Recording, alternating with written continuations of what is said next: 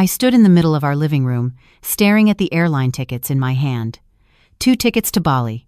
First class, dated for next month. I hadn't booked them. My husband Ryan hadn't mentioned any trip. Then I saw the names. Ryan Mitchell and Sophie Chen. Sophie Chen was his assistant. She was 26. I was 42. My hands started shaking. I heard Ryan's voice from the hallway. He was on the phone, laughing about something. That easy, confident laugh that used to make my heart flutter 15 years ago. I walked to the kitchen and placed the tickets on the counter. Then I opened my laptop and did what I should have done months ago when the late nights started. When the business trips became weekly, when he stopped looking at me during dinner, I searched for divorce attorneys in Chicago. Ryan walked in, still chuckling at something on his phone. He grabbed a water bottle from the fridge, barely glancing at me. Then he saw the tickets on the counter. His face went white, then red. Then he laughed, actually laughed. "Babe, this isn't what it looks like." I closed my laptop. "What does it look like, Ryan?" "It's a business retreat. HR booked the tickets. They must have put Sophie's name instead of yours by accident. You know how incompetent they are." He said it so smoothly, like he'd practiced. "HR doesn't book first-class tickets to Bali for a business retreat. It's for our top performers. I was going to surprise you." "Stop." I held up my hand. "Just stop." He ran his fingers through his hair. The same gesture he'd used 15 years ago when he forgot our first anniversary. "Jesus, Claire, you're being paranoid. This is exactly why we've been having problems. We've been having problems because you're cheating on me." "I'm not cheating. God, you're so insecure. Ever since you quit working, you've been impossible. You sit at home all day and imagine things." His voice was rising now.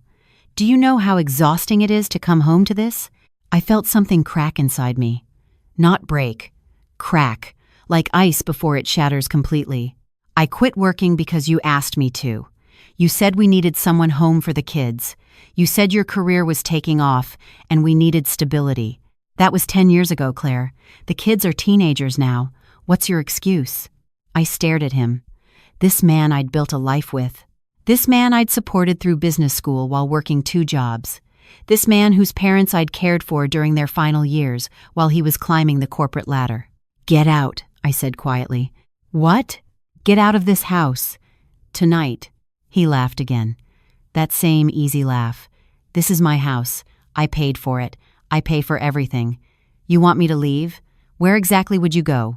What would you do?" He leaned against the counter, arms crossed. "Let's be realistic here. You're 42 with no recent work experience. You think you're going to start over? Please." I picked up my phone. "I'm calling my sister." "Your sister?" He snorted. "The divorce attorney?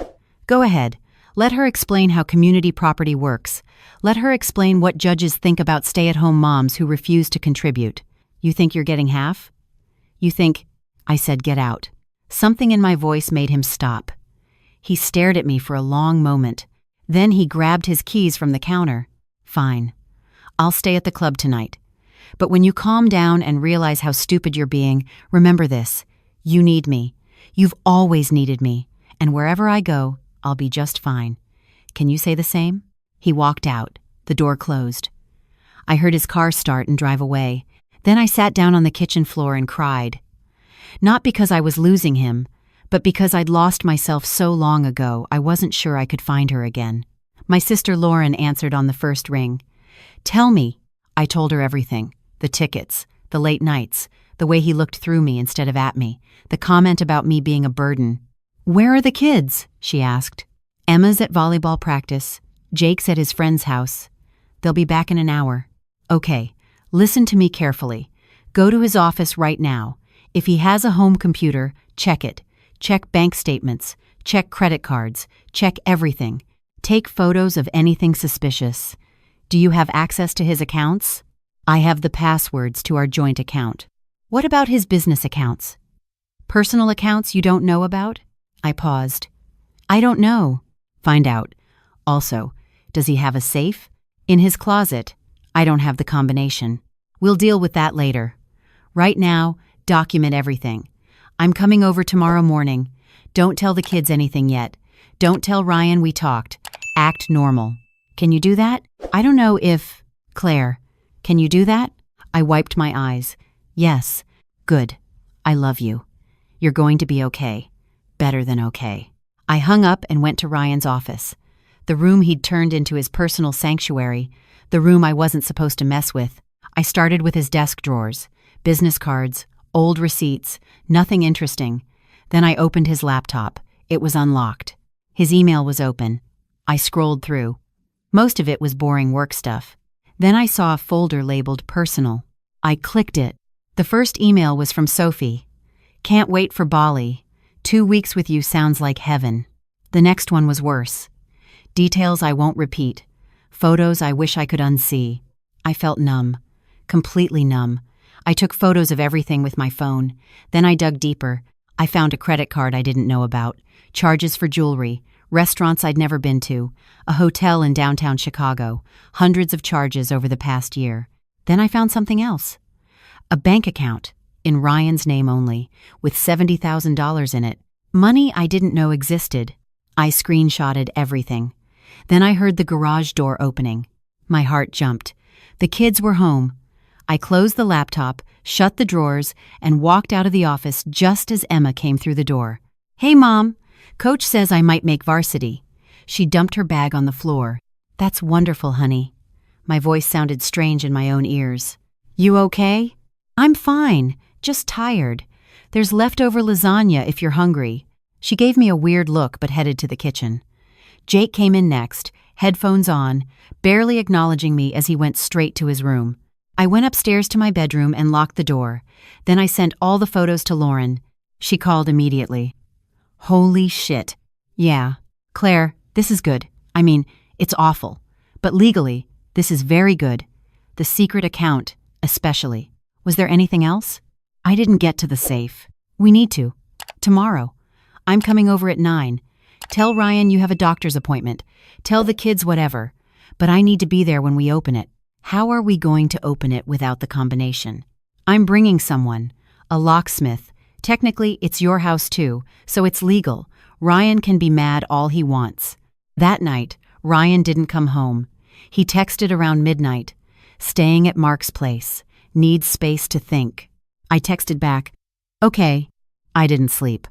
I lay in bed staring at the ceiling, thinking about 15 years.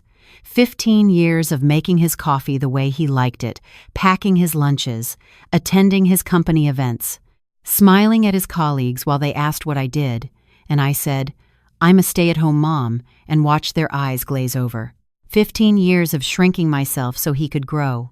I thought about the person I used to be, Claire Donovan, not Claire Mitchell. I'd been a graphic designer, a good one.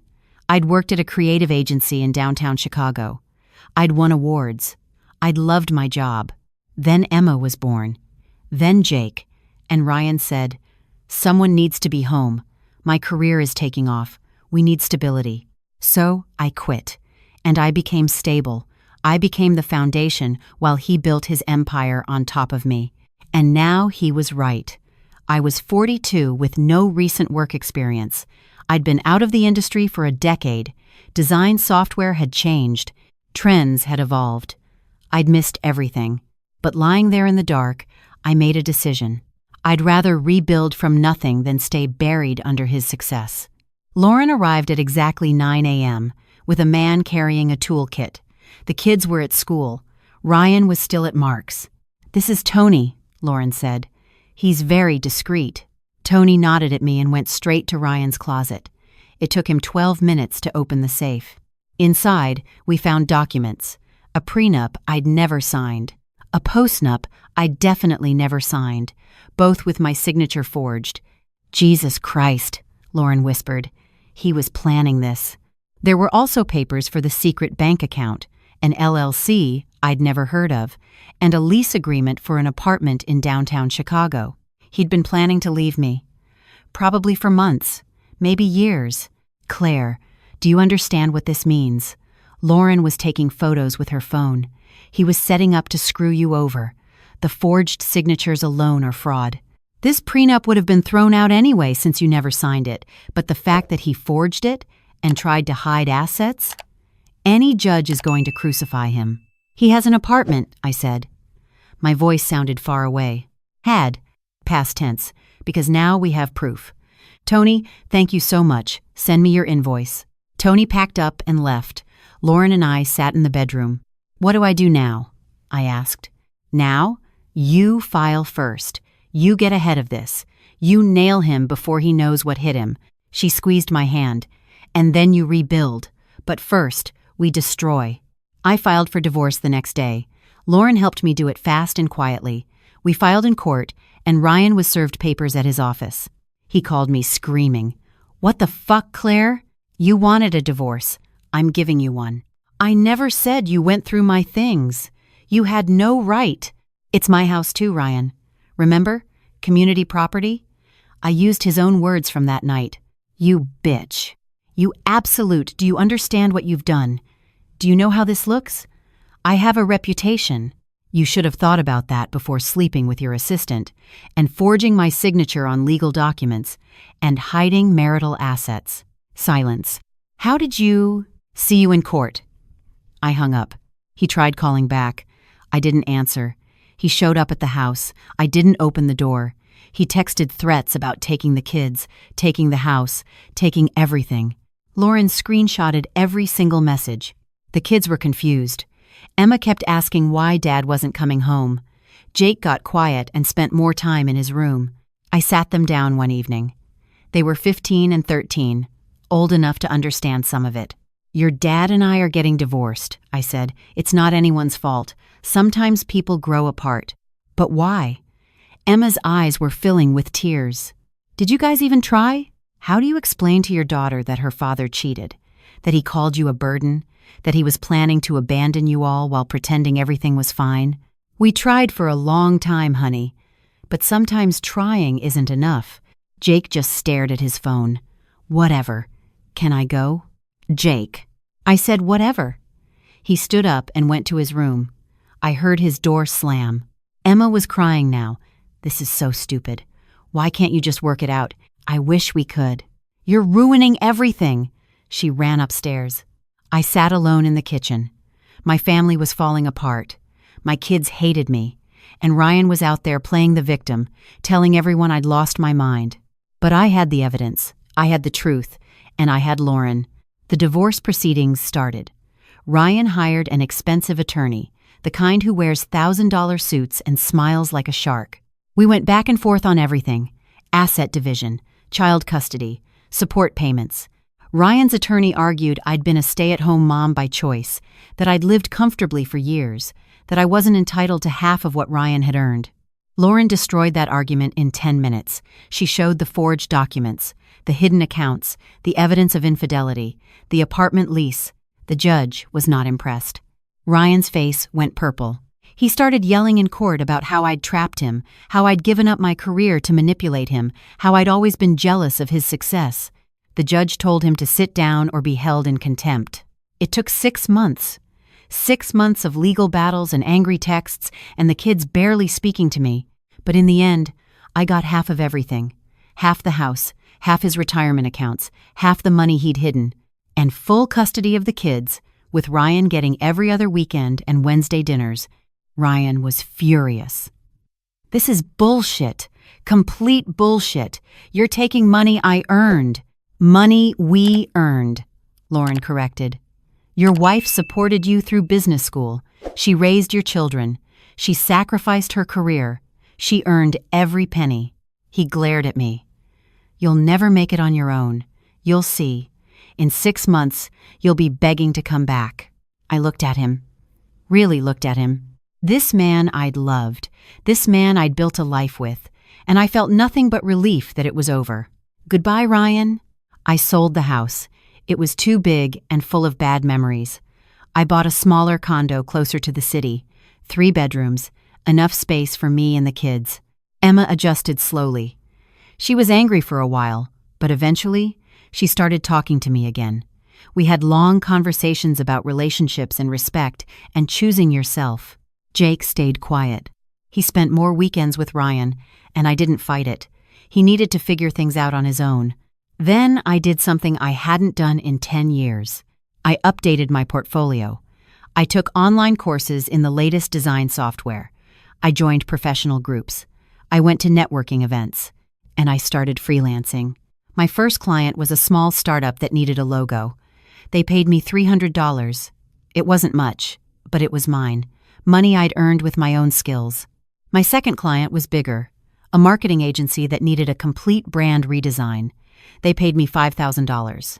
I cried when I saw the check. Then I kept going. More clients, better projects. My portfolio grew. My confidence grew. 8 months after the divorce was finalized, I got a call from Hoffman Creative, one of the biggest agencies in Chicago. The same agency I'd worked for 15 years ago. Claire? This is Marcus Hoffman. I don't know if you remember me. I remembered. He'd been my boss back then. Of course. Hi, Marcus. I've been seeing your work around. Your rebrand for TechFlow? Beautiful. Really beautiful. He paused. We're looking for a senior creative director.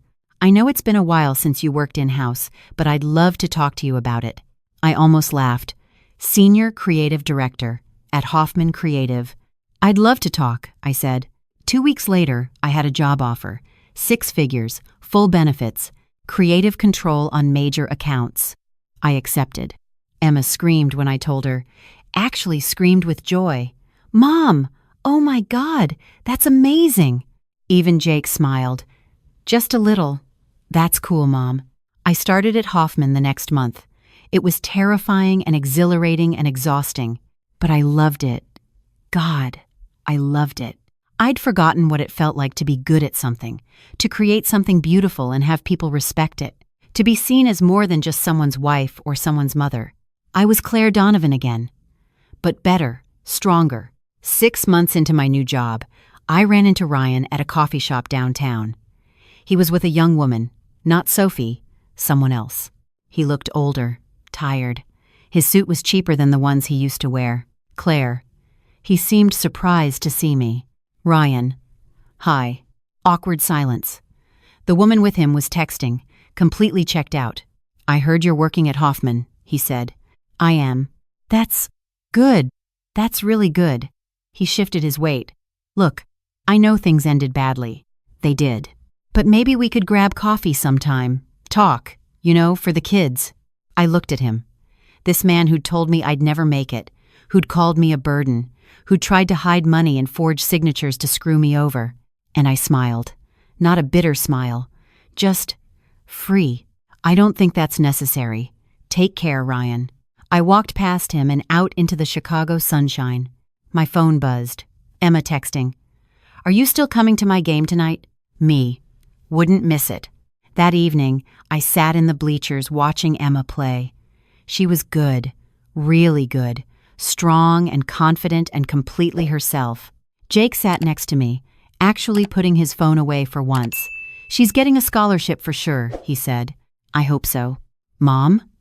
He looked at me. I'm sorry I was such a jerk during the divorce. You were hurt. It's okay. No, it's not. Dad said a lot of stuff. About you. And I believed him. But I was wrong. He paused. You're kind of a badass. I laughed. Thanks, buddy.